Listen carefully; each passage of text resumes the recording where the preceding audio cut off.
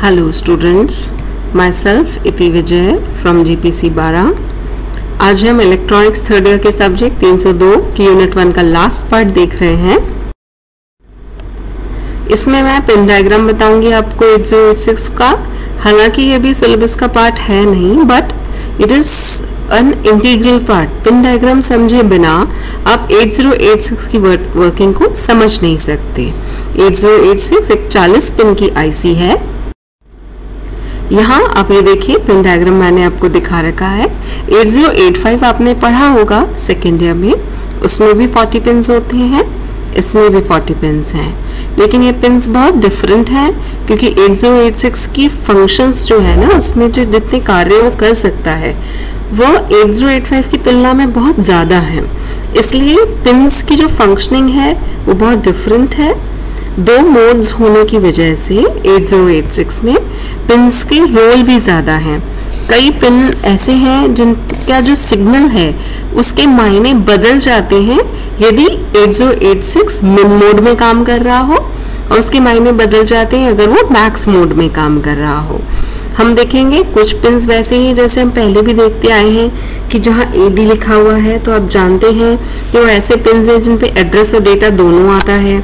कुछ पिन्स यदि उन पे सिर्फ A लिखा हुआ हो तो वह सिर्फ एड्रेस होते हैं। ग्राउंड, वोल्टेज, क्लॉक, इंटरप्ट, ये कुछ ऐसे सिग्नल्स हैं जो आपको 8085 की वजह से पहले से ही पता होंगे। कुछ बहुत नए भी हैं। अब मैं आपको थोड़ा सा ग्रुप वाइज समझाऊंगी इन पिन्स को। ग्रुप हालांकि कोई ऐसे फिक्स ग्रुप नहीं है, पर समझना आसान रहता है उससे। अब आप देखिए कि जैसे पावर सप्लाई और फ्रीक्वेंसी सिग्नल्स वैसे ही हैं जैसे आपने पहले भी देख रखे हैं कि आपके पास एक VCC करके होता है पिन, जिसपे हम हायर वोल्टेज देते हैं, जो 5 वोल्ट DC सप्लाई चाहिए 8086 को। ग्राउंड हमारे पास 2 पिन है 8086 में, डिफरेंट। वो अलग अलग वर्जन्स के हिसाब से होता है कि ग्राउंड पे किस तरह का वोल्टेज प्रोवाइडेड होगा। जो क्लॉक सिग्नल है वो प्रोवाइड करने के लिए आपके पास एक पिन होती है जिसमें क्लॉक प्रोवाइड की जा सके। क्लॉक कितने मेगाहर्ट्ज फ्रीक्वेंसी की होगी वह वर्जन पर निर्भर करता है कि 8086 का वर्जन कौन सा है, वो चिप का वर्जन कौन सा है, उसी वर्जन के अनुसार क्लॉक फ्रीक्वेंसी उसके अंदर प्रोवाइड होगी। इसके अलावा एक नया और अलग सा पिन है जिसपे MNMAX लिखा हुआ है, जिसका अर्थ ये है कि मिनिमम मोड में काम करना है या मैक्सिमम मोड में, वह इस सिग्नल पे दिए हुए है 0 या 1 पर डिपेंड करता है। So if it is high तो वो मिनिमम मोड में वर्क करेगा, और लो होगा इस पे सिग्नल तो मैक्स में वर्क करेगा। ये पिन नंबर 33 पर होता है। अब हम बस पिन्स की बात करते हैं। ये पिन्स से भी आप थोड़े से वाकिफ हैं। आपको पता है 8085 में आपने एड्रेस पिन्स देखे हैं, डेटा पिन्स देखे हैं। 2 तरह की बस है, अंदर डेटा बस भी है और एड्रेस बस भी है, और हम उसकी मल्टीप्लेक्सिंग करते हैं। इसका अर्थ ये है कि उन्हीं पिन्स पर डेटा भी जाता है और उन्हीं पिन्स पे एड्रेस भी जाता है। और एड्रेस है या डेटा आ रहा है, इस चीज का डिफरेंस, अंतर बताने के लिए कि 8086 को पता चल सके कि अभी इन सिग्नल्स पे, इन पिन्स पर, इन लाइनों पर, इस बस में इसको एड्रेस बस की तरह समझना है या इसको डेटा बस की तरह पढ़ना है, उसे समझाने के लिए हमारे पास ALE सिग्नल होता है।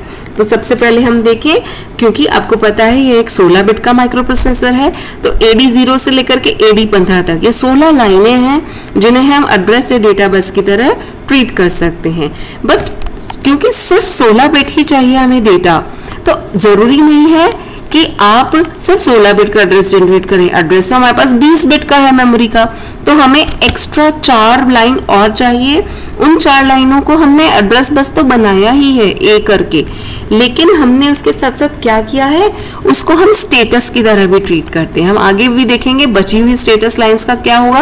आप पहले यहाँ देख के समझ लीजिए कि हमारे पास A16 से A19 जो बाकी 4 एड्रेस लाइंस बची थी वो तो हैं ही सही, लेकिन उन्हें कई बार स्टेटस बस की तरह भी काम किया। जैसे मल्टीप्लेक्सिंग हम एड्रेस और डेटा में करते हैं, यही मल्टीप्लेक्सिंग एड्रेस और स्टेटस में होगी इन लाइंस की। तो ये अंतर बताने के लिए कि इसके ऊपर अभी एड्रेस आ रहा है, ये डेटा आ रहा है, उसके लिए ALE सिग्नल यूज होता है। ALE का अर्थ होता है एड्रेस लैच इनेबल, यानी कि अभी हमने एड्रेस अगर डाला है तो एड्रेस को ओवरराइट ना कर दे डेटा, उसके लिए हम उसमें लैच यानी कि कोई एक तरह से ताला, एक तरह का लॉक, एक लैच हम लगा देते हैं, उसके लिए हम सिग्नल यूज करते हैं ALE। ऐसे ही आपका BHE सिग्नल है जो कि ये बताएगा कि बस हाई इनेबल है, और ये एक तरह से एक स्टेटस लाइन S7 की तरह भी वर्क करता है। तो S3 से S6 लाइन तो हमारी A16 से A19 वाली जो है वो S3 से लेकर S6 तक 4 स्टेटस लाइन होती है। 5वीं स्टेटस लाइन आपकी S7 BHE वाले पिन पर है, और इसके अलावा जो बाकी स्टेटस लाइन है वो हम अभी आगे देखेंगे कि उनका क्या काम आता है। कुछ इंटरप्ट सिग्नल्स हैं पिन के अंदर हमारी इस 40 पिन में से, और वो इंटरप्ट कैसे होते हैं, जैसे बाहरी रीसेट। एक हमेशा आपके पास हर आईसी में एक सिग्नल ऐसा होता है जिससे कि आप बाहर से बाह्य रूप से उसको रीसेट कर सके, उसका पूरा जो सिस्टम है उसमें अंदर जो भी प्रोग्राम्स वगैरह जो भी चल रहा था वो सब हट सके, एक बार की टेम्परेरी मेमोरी वॉश हो सके, साफ हो सके, और वो पूरी अपनी ओरिजिनल सेटिंग्स पे आ जाए आईसी। उसके लिए हमारे पास एक रीसेट पिन होता है। इंटरप्ट एक सिग्नल है और एक इंटरप्ट एक्नॉलेज है। तो INTR एंड INTA आपस में कोऑर्डिनेशन करके काम करते हैं सिग्नल।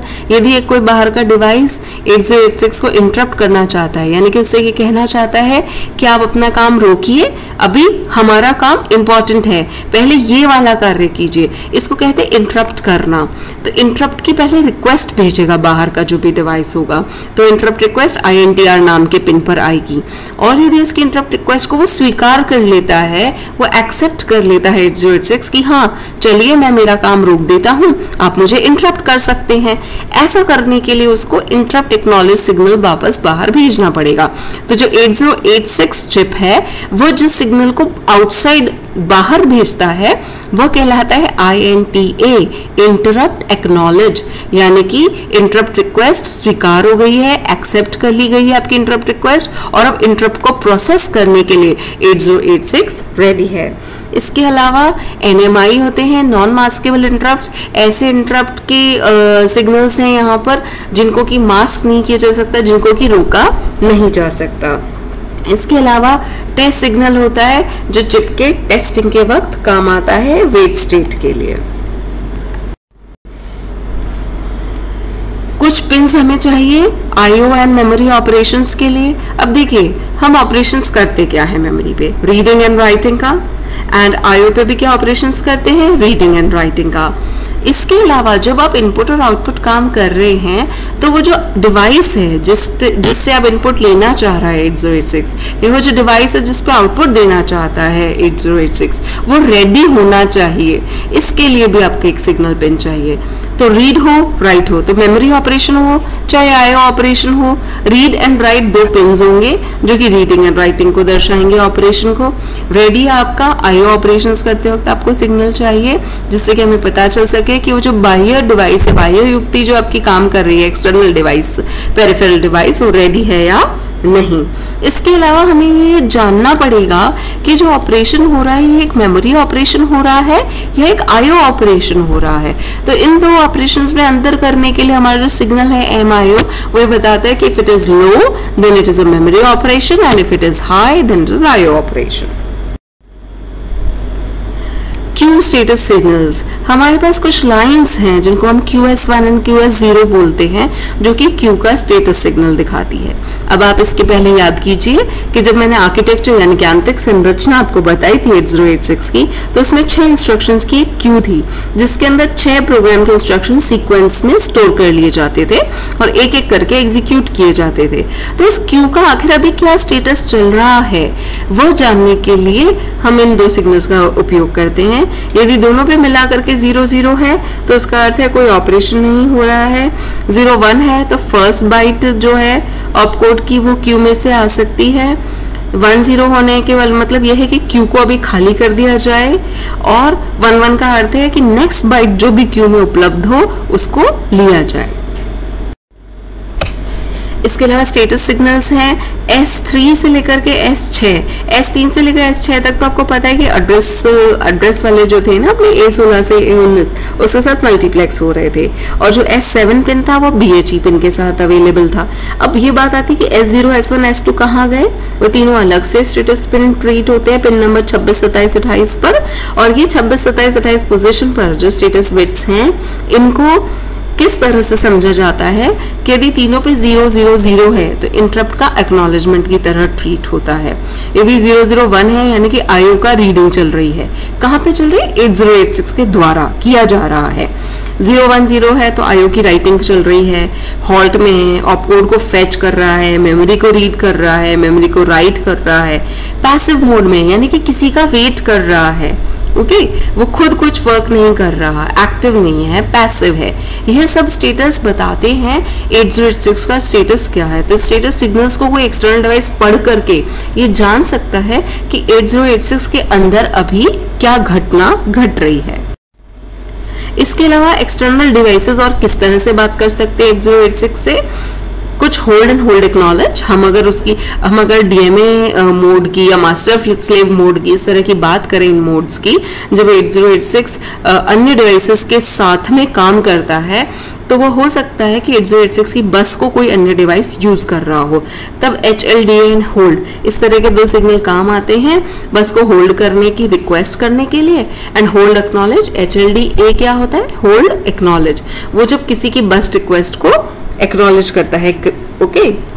इसी तरह से रिक्वेस्ट एंड ग्रांट सिग्नल्स होते हैं RQ रिक्वेस्ट के लिए और GT ग्रांट के लिए। यदि वो रिक्वेस्ट जो है ना, जो वो अनुमति मांग रहा है बाहर का डिवाइस 8086 की किसी रिसोर्स को यूज करने के लिए, तो उसको रिक्वेस्ट सिग्नल पे भेजना होता है उसे, और जो अनुमति प्रदान करता है 8086 उसको, तो वो एक ग्रांट सिग्नल यानी कि GT ग्रांट सिग्नल कहलाता है। वो ग्रांट सिग्नल भी इन्हीं तारों पर जाता है।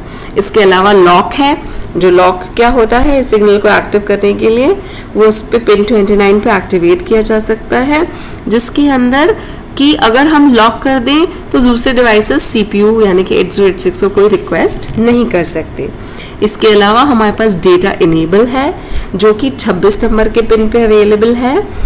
ये एक एक्चुअली एक ट्रांसीवर होता है जो ट्रांसमीटर और रिसीवर होता है डिवाइस 8286, उससे कनेक्शन के काम आते हैं आपके दो पिन्स 26 और 27, जिसका नाम DEN एंड DTR है।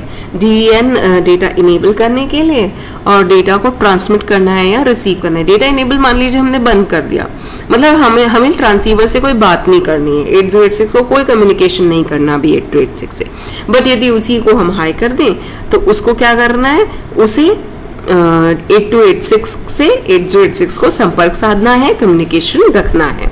DT और R ये दिखाएगा कि अभी ट्रांसमिट किया जा रहा है डेटा या रिसीव किया जा रहा है।